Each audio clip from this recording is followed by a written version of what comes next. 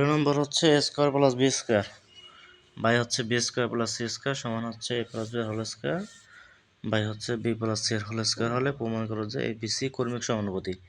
আমরা জানি কর্মিক সমানুপাতি যদি হয় তাহলে হচ্ছে বি স্কোয়ার সমান হচ্ছে এসি, এরকম একটা সূত্র হচ্ছে গিয়া আছে। তাহলে আমাদের এটাকে বি স্কোয়ার সমান এসি বানাইতে হবে, অর্থাৎ সমানের এই পাশের উপরেরটা সমানের ওই পাশের নিচেরটা, এই দুইটার গুণফল হচ্ছে সমানের আগের নিচেরটা এবং সমানের পরের উপরটার গুণফলের সমান। ঠিক আছে, এটা বানাইতে হবে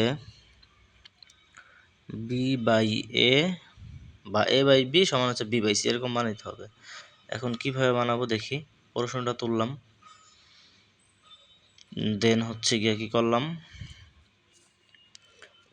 এই যে দেওয়া আছে এ স্কোয়ার প্লাস বি স্কোয়ার, যেটা 13 নম্বরের প্রথমে দেওয়া আছে লেখা, আমি এই যে সমানের এই পাশের এ স্কোয়ার প্লাস বি স্কোয়ারটা হচ্ছে সমানের নিচে ডান পাশে নিছি, হ্যাঁ সমানের নিচে নিচে আর নিচেটা উপরে আনছি।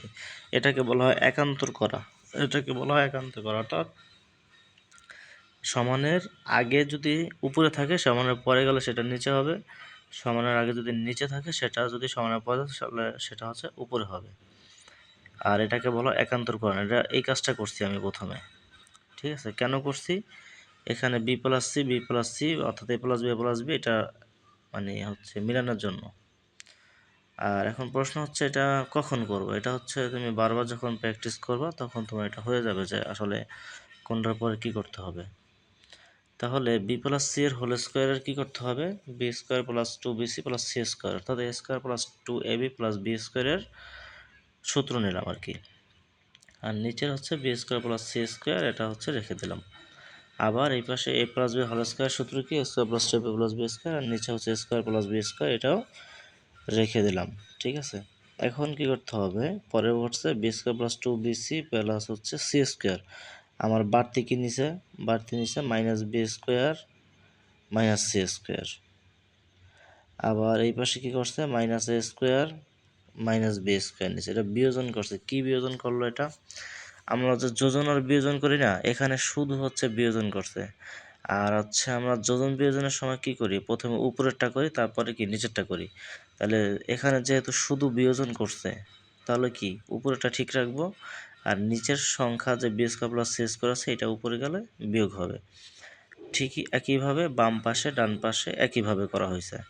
ঠিক আছে, এই পাশে বি স্কোয়ার সি স্কোয়ার ছিল এটা মাইনাস করা হয়েছে, এই পাশে স্কোয়ার প্লাস বি স্কোয়ার ছিল এটা মাইনাস করা হয়েছে। কেন করা হয়েছে, এই যে বি স্কোয়ার আর সি স্কোয়ার যেটা আছে এটা হচ্ছে আমাদের বাদ দেওয়ার জন্য, অর্থাৎ আমার কাজটাকে সহজ করার জন্য বা অঙ্কটাকে ছোট করার জন্য। তো আমি যখন এটা করলাম তখন বি স্কোয়ার সি স্কোয়ারটা বাদ দেওয়ার পরে এখানে ছিল 2bc আর নিচে ছিল B square plus C square, আর এই পাশে হচ্ছে 2ab square plus B square. ঠিক আছে, এখন এই যে দেখো বাম পাশে 2bc আছে উপরে, এই ডান পাশে 2ab আছে, তাহলে এখান থেকে 2b উভয় পক্ষ থেকে বাদ দেওয়া যায়। তাহলে উপরে থাকে